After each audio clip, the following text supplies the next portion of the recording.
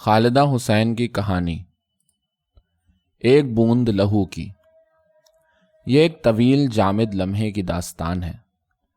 اس لمحے کا آغاز تو نامعلوم کب ہوا، مگر مجھے اس کا احساس اس وقت ہوا جب کافی ہاؤس میں اپنے دوست فاروق کی نظموں پر بحث کرتے کرتے ایک دم مجھے اپنی آواز اجنبی محسوس ہونے لگی۔ یعنی آواز مجھ سے الگ کافی ہاؤس میں گونج رہی تھی۔ بہت سے انسان میرے گرد بیٹھے تھے جن کو میں دوست کہتا تھا، اور آج پہلی بار میں نے دیکھا کہ ان انسانوں کے چہرے بھی دراصل انہی انسانوں ایسے ہیں جو میرے دوست نہیں، جو میرے قریب سے گزر جاتے ہیں اور جن کو میں پہچانتا تک نہیں۔ لہٰذا یہ لوگ جو میرے سامنے بیٹھے ہیں دراصل الگ الگ کئی حصوں سے مل کر بنے ہیں۔ میری آنکھیں ان حصوں کو الگ الگ دیکھ رہی تھیں اور ان حصوں کو جوڑنے والی نظر مر چکی تھی۔ جیسے اسکرین پر متحرک فلم دیکھنے کے بجائے آپ اس کا پرنٹ ہاتھ میں پکڑے دیکھ رہے ہوں، ایک ہی حرکت کے سینکڑوں جامد ٹکڑے۔ چنانچہ میں خاموش ہو گیا۔ امجد میرے دوست نے میرا شانہ ہلایا۔ چپ کیوں ہو گئے؟ اس نے پوچھا۔ دراصل ہم جو کچھ کہہ رہے ہیں اس کا کوئی مفہوم نہیں، میں نے کہنا چاہا، مگر پھر مجھے خیال آیا کہ یہ فقرہ بھی کوئی مفہوم نہیں رکھتا، اس لیے میں خاموش بیٹھا کافی پیتا رہا اور لوگ فاروق کی نظموں پر بحث کرتے رہے۔ میں جو اس وقت اس محفوظ ریستوراں میں بیٹھا تھا بے تحاشا اندھا دھند موت کی طرف بڑھ رہا تھا۔ گھر پہنچ کر میں نے دیکھا ماں باورچی خانے میں بیٹھی روٹی پکا رہی تھی اور نمی میری بہن آپا کے بچے کا سویٹر بن رہی تھی، اور حامد میرا چھوٹا بھائی سائیکل کی اتری ہوئی چین چڑھا رہا تھا۔ ابا میاں کمبل میں لپٹے موڑھے پر بیٹھے حقہ پی رہے تھے۔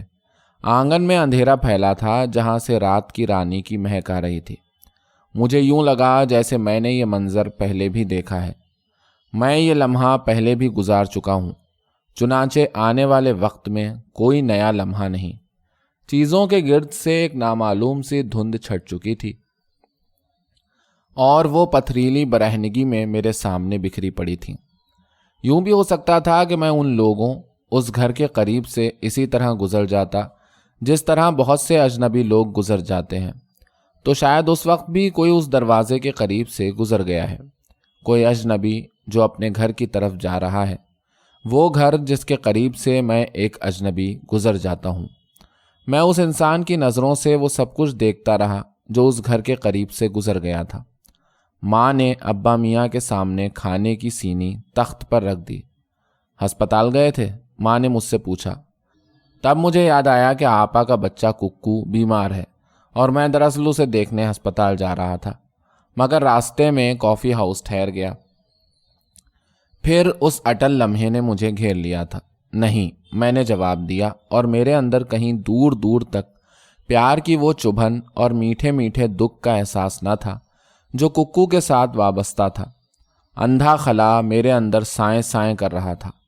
لمحے بھر کو ککو کے سرخ سرخ گال اور چمکتی آنکھیں میری نظروں کے سامنے گھومی اور پھر اندھیرے میں ڈوب گئیں۔ ابا میاں نے زور کا ہنکارا بھرا۔ اس کمبخت گھر میں کسی کا خیال تک نہیں۔ اچھا خاصا میں خود جا رہا تھا، روک دیا۔ مجھے ابا میاں کی جھنجھلاہٹ پر دکھ اور پشیمانی بھی نہ ہوئی جو ہمیشہ ہوتی تھی۔ دراصل تکلیف اور دکھ کا تصور میرے ذہن میں نہیں آ رہا تھا۔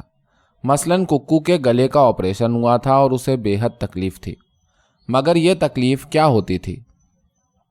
میرے ذہن کے گرد اندھیرے کی دیوار تھی۔ تمام تصورات اس کے ساتھ ساتھ ٹکرا ٹکرا کر ختم ہو رہے تھے۔ اس وقت شدت سے میرا جی چاہا کہ مجھے کوئی چوٹ لگے اور بے پناہ درد کی ٹیسوں میں تلملا اٹھوں۔ سونے کے لیے جب میں بستر میں لیٹا، مجھے اپنے جسم کا بوجھ اپنے سے الگ محسوس ہو رہا تھا، جیسے میں کسی اور کا جسم اٹھائے اٹھائے پھر رہا ہوں۔ میں خاموش لیٹا اندھیرے میں چھت کو دیکھتا رہا۔ میرے اپنے دل کی دھڑکن میرے کانوں میں گونجتی رہی۔ پھر ایک دم چونک گیا۔ برابر کے کمرے میں مدھم سی روشنی ہو رہی تھی اور ماں کے کراہنے کی آواز آ رہی تھی۔ اپینڈکس کا درد۔ میں بے خبری ہی میں اٹھ کر بیٹھ گیا۔ ماں کی آواز اب صاف آ رہی تھی، قے کی وہ بھیانک آواز جس سے میرا تمام جسم لرز جاتا تھا، مگر اس وقت وہ محض ایک آواز تھی جس کو میں پہلے بھی سن چکا تھا۔ میرے دل میں وہ گہرا دکھ نہ جاگا جب میرا جی چاہتا تھا کہ ماں کی گود میں سر رکھ کے پھوٹ پھوٹ کے رونے لگوں۔ میں دروازے کے ساتھ لگا ماں کی آواز سنتا رہا۔ کھٹاک سے باورچی خانے کا دروازہ کھلا۔ نمی پانی گرم کرنے باورچی خانے میں گئی تھی۔ میں نے آہستہ سے دروازہ کھولا۔ ماں چارپائی کی پٹی پر کوہنیاں جمائے سلفچی کے اوپر جھکی ہوئی تھی۔ اس کا چہرہ کمرے کی دیوار کی طرح زرد تھا۔ یہ جسم کا درد ہے، میں نے سوچا۔ اس درد میں کسی ذہنی تصور کا گزر نہ تھا۔ یہ کرب بالکل خالص تھا۔ میں نے جھک کر ماں کا سر دھات سینے سے لگا لیا، مگر میرے اندر کا اندھا خلا اسی طرح سائیں سائیں کرتا رہا۔ اس وقت مجھے یوں لگا میں لکڑی کا ایک خول ہوں اور اس خول کے اندر کچھ بھی نہیں۔ تو کیوں آ گیا؟ جا جا کے سو رہے، صبح کالج جانا ہے، ماں نے ماتھے سے پسینہ پونچھتے ہوئے کہا۔ نمی گرم پانی کی بوتل لے آئی اور ابا اماں کی چلم بھی۔ صبح ڈاکٹر سے پوچھتا ہوں، آپریشن کا 1000 بار کہا ہے، مگر تکلیف میں کچھ مزہ آتا ہے، ابا میاں نے حقہ گڑگڑاتے ہوئے کہا۔ دکھ کیسا ہوتا ہے؟ میں نے بہت کچھ یاد کرنے کی کوشش کی، مگر اندھیرے کی دیوار کے پار کسی تصور کا گزر نہ تھا۔ اپنے کمرے میں جا کر میں نے شیونگ کٹ میں سے بلیڈ نکالا اور ہولے سے انگلی پر پھیرا۔ خون کے ننھے ننھے قطروں کی ایک لکیر سی ابھر آئی۔ ایک کھنچے ہوئے درد اور جلن کا احساس انگلی سے ہوتا تمام جسم میں سرایت کر گیا۔ یہ میں ہوں۔ ٹپ ٹپ خون کے قطرے نیچے زمین پر گرنے لگے۔ ان کو دیکھ کر میں کانپ گیا۔ مجھے کیا ہو گیا ہے؟ مجھے کیا ہو گیا ہے؟ میں نے تکیے میں منہ چھپا کے رونے کی کوشش کی۔ خشک ہچکیوں سے میرا جسم لرزنے لگا، مگر وہ ہچکیاں بھی میری نہ تھیں۔ یونیورسٹی میں مجھے سب کے چہرے اجنبی نظر آئے۔ آج میں نے ہر چہرے کی تفصیل دیکھی، آنکھوں کی لمبان، پلکوں کے خم اور مختلف پروفائل، امجد کی اینک کا فریم اور محض فریم، امجد سے الگ سپاٹ سیاہ پس منظر میں۔ فاروق نے پھر اپنی نظموں والا رسالہ میرے سامنے لا رکھا۔ بولو، اس نے کہا، تم نظمیں کیوں لکھتے ہو؟ میں نے اس سے پوچھا۔ اس کی آنکھوں میں وحشت سی چمک کر غائب ہو گئی۔ کیا ہوا ہے تمہیں؟ تمہارا موضوع کیا ہے؟ میں نے سوچا، کیا تمہیں یقین ہے کہ تمہارا کوئی موضوع ہے؟ اور مجھے بڑے زوروں کی ہنسی آ گئی۔ چنانچہ میں ہنستا رہا اور پھر خاموش ہو گیا۔ مت ماری گئی ہے، فاروق نے رسالہ مروڑتے ہوئے کہا۔ اب میں امجد فاروق، نسیم احمد گیلانی اور اسد حمید کے ساتھ کافی ہاؤس میں بیٹھا اپنے دل کی دھڑکن سنتا اور کنپٹیوں میں ابلنے والے لہو کی تپش محسوس کرتا رہتا اور بے شمار لوگوں کو آتے جاتے دیکھتا، ان لوگوں کو بھی جو وہاں نہ آتے مگر کہیں تھے، کسی گھر میں، کسی سڑک پر، اور میں وہ انسان بھی تھا جو وہاں نہیں تھا، کیونکہ وجود محض ایک ہے، خواہ کہیں بھی ہو۔ اس وقت بھی کہیں سوکھی گھاس میں چوٹیاں اپنا راستہ ڈھونڈ رہی تھیں اور پرندوں کے سینے میں دل ایک ہی انداز سے دھڑک رہے تھے، اور وجود کا احساس چمکتی دھوپ بن کر کائنات پر پھیلا تھا۔ وجود کا احساس محض، جس کے بعد اندھیرا تھا اور سکوت۔ اب بھی ڈپارٹمنٹ کی روشوں اور سیڑھیوں سے ناہید ظہیر الدین اپنے گورے پاؤں سے گزر جاتی اور اسے دیکھ کر میرا دل تیزی سے نہ دھڑکتا۔ وہ بھی محض ایک اسم تھی۔ میرے ذہن کا وہ بے رحم شور مر چکا تھا جو اسے دیکھ کر سیاہ لہو بن کر میرے گلے میں اٹک جاتا تھا، اور مجھے یوں لگتا تھا جیسے اگر اس سیاہ لہو کو میں نے ناہید ظہیر الدین کے سامنے نہ اگلا تو کائنات چٹخ کر بکھر جائے گی۔ اب اس سے کہنے کو میرے پاس کچھ بھی نہ تھا۔ یہ صحیح ہے کہ میں نے مہینوں لائبریری کے گیٹ پر گرمیوں کی لمبی دوپہریں گزاری تھیں، محض اسے ایک نظر دیکھنے کی خاطر۔ یہ بھی صحیح ہے کہ وہ بالوں میں کس کس جگہ پر پنیں لگاتی ہے، اور اس کی انگوٹھی میں 7 نگینے جڑیں ہیں، 4 سرخ اور 3 سفید۔ میں یہ بھی نہیں بھولا تھا کہ میری جتنی نظمیں بھی مقبول ہوئیں وہ سب اسی کی خاطر کہی گئی تھیں۔ اور ایک بار میں نے سب سے آخر میں لیکچر روم سے نکلتے ہوئے اس کی سیٹ پر سے کاغذ کے وہ چھوٹے چھوٹے پرزے بھی اٹھائے تھے، وہ جو بے خبری میں مسل مسل کر ڈیسک پر پھینکے جا رہی تھی، اور وہ ٹکڑے ابھی تک میرے میز کے دراز میں پڑے تھے۔ میں راتوں کو محض اس وجہ سے نہیں سو سکا تھا کہ اس کے نوٹس میرے پاس تھے۔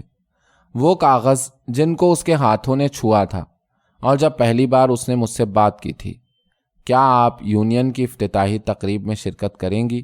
میں نے پوچھا تھا۔ جی نہیں، اس نے اپنی انگلی میں انگوٹھی گھماتے ہوئے کہا تھا۔ واپسی میں بہت رات ہو جائے گی۔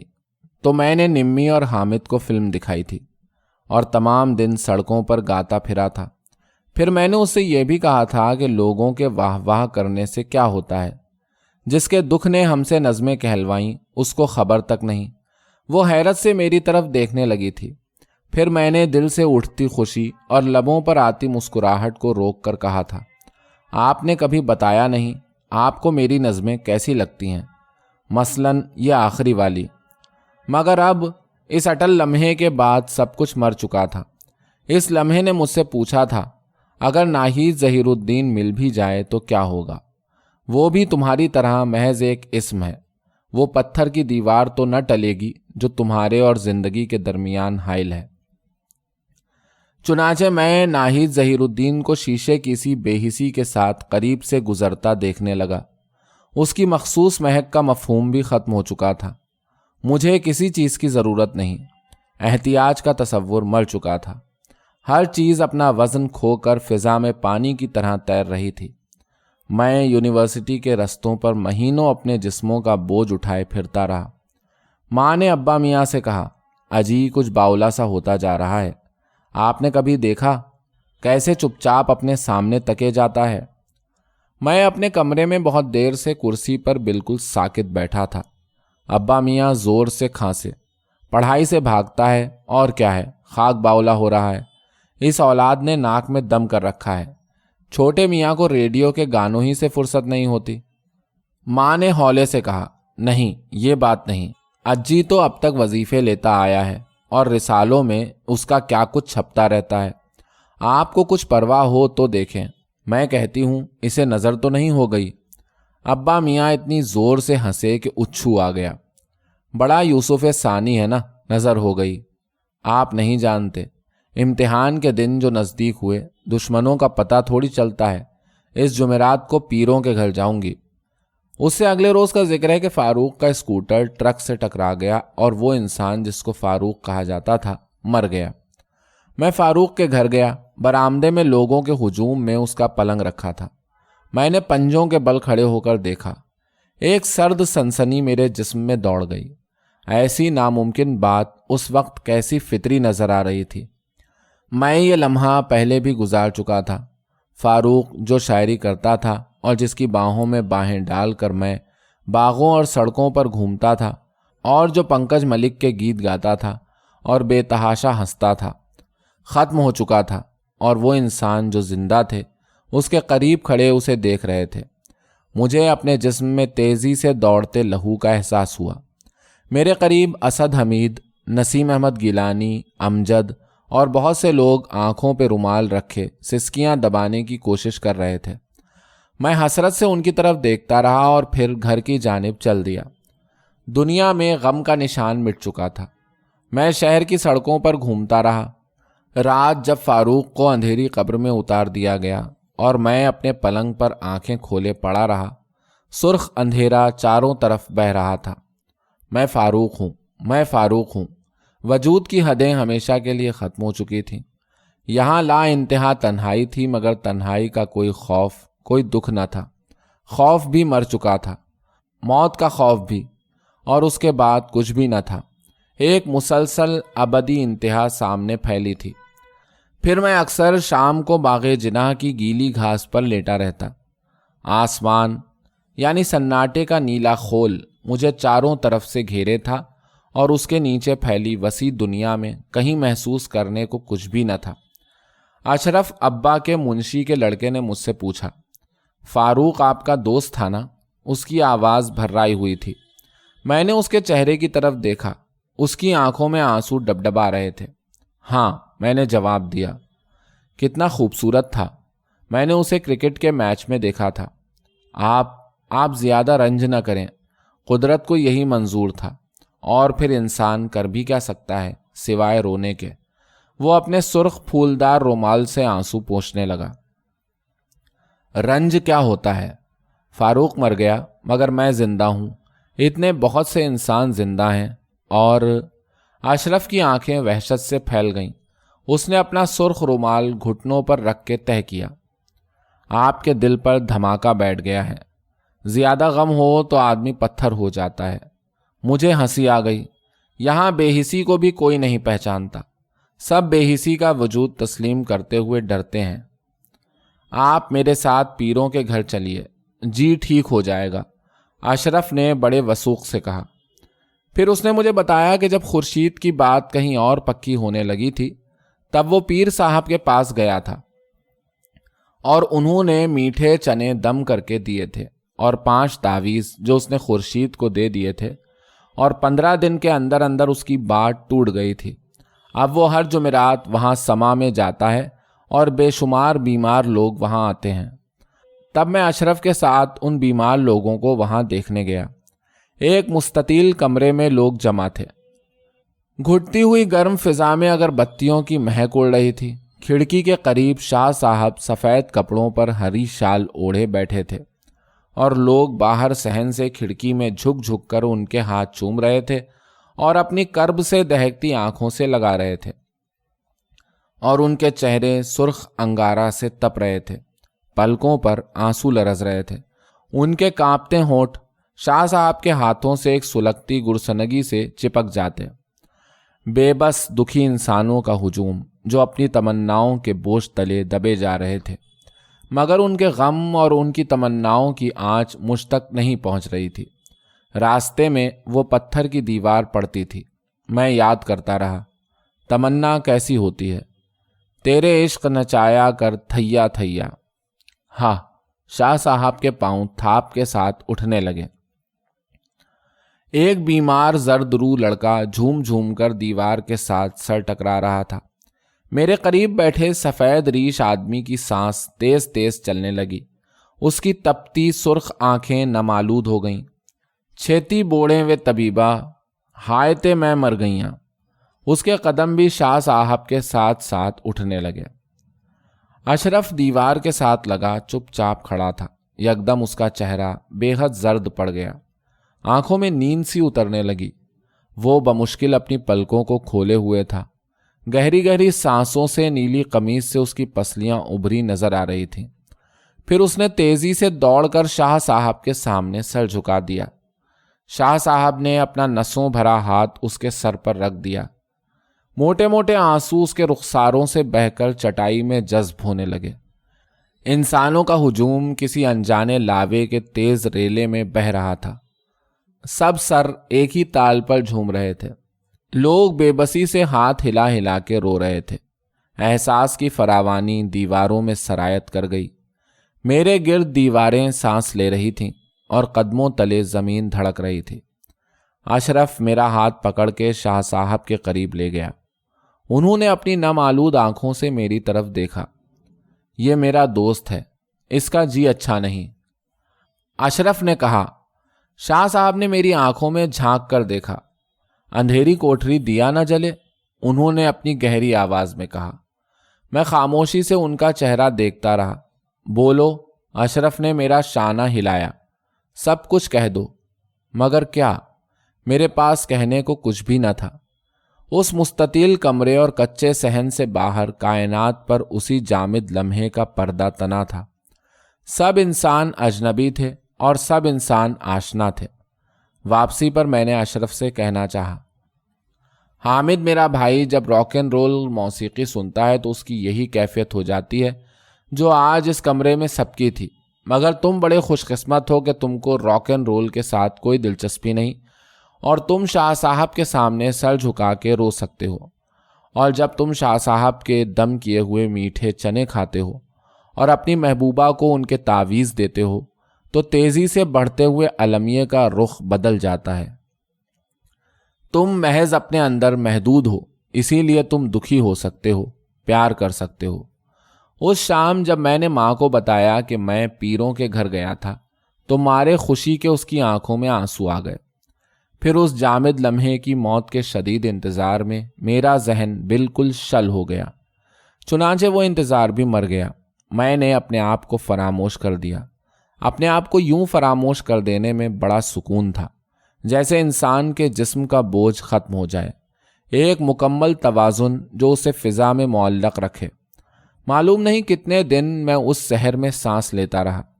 شاید اسی دوران آپا اور نمی نے مجھ سے یہ بھی کہا تھا کہ میں بہت بدل گیا ہوں اور مجھے ان کی بالکل کوئی پرواہ نہیں، حالانکہ میں ان پر جان دیتا تھا وغیرہ وغیرہ۔ اور پھر وہ میرے سامنے بیٹھی روتی رہیں، مگر میں ان سے یہ بھی نہ کہہ سکا کہ رو نہیں۔ دراصل میں کسی چیز کو بھی چھوڑ نہیں سکتا۔ کسی انجانی چیز کی دبیز تہ میرے اور میرے لمس کے درمیان حائل ہے۔ اس آخری رات میں بہت دیر میں گھر لوٹا تھا۔ گھر کے سب لوگ صبح ہی سے کسی شادی میں گئے ہوئے تھے۔ میں نے آہستہ سے اپنے کمرے کا دروازہ کھولا تھا۔ اندر قدم رکھتے ہی مجھے دبی دبی سسکیوں کی آواز سنائی دی۔ میں نے بتی جلائی اور ایک دہشت زدہ چیخ رات کی خاموشی کو چیر گئی۔ آپا کا بیٹا ککو ایک دم میرے ساتھ لپٹ گیا۔ اس کا تمام جسم تیز ہواؤں میں لرزتے پتے کی طرح کانپ رہا تھا۔ اجی ماموں، اس نے سسکیاں بھرتے ہوئے پکارا۔ اجی ماموں، میں اکیلا رہ گیا، سب چلے گئے۔ اس نے میرے گرد اپنی کانپتی باہوں کی گرفت سخت کر دی۔ اس کی دھڑکتی پسلیاں میرے جسم میں چبھنے لگیں۔ تیزی سے بہنے والے آنسو میرے ہاتھوں پر انگاروں کی طرح گرنے لگے۔ تب میرا رواں رواں کسی جان لیوا آگ میں جل اٹھا، جیسے کسی نے ابلتا لاوا ڈال کر مجھے ایک گہرے سحر زدہ خواب سے جگا دیا ہو۔ میں نے انجانے ہی میں لہو ٹپکاتے احساس کو چھو لیا تھا اور اس لمس کا زہر میرے تمام جسم میں گھل گیا تھا۔ ککو، میں نے جھک کر اس کے سرد پاؤں پکڑ لیے۔ ککو، تنہائی کا کھرا دکھ اور خوف میرے اندر سرایت کر گیا۔ آنسوؤں کی دھارا بہہ نکلی۔ موت کا وہ لمحہ مر چکا تھا۔ میں ایک تنہا اور خوف زدہ انسان ایک دوسرے تنہا خوف زدہ انسان کے سینے کے ساتھ سر لگائے سسکیاں بھر رہا تھا اور تمام کائنات میں سائیں سائیں کرتی تنہا رات بھری تھی۔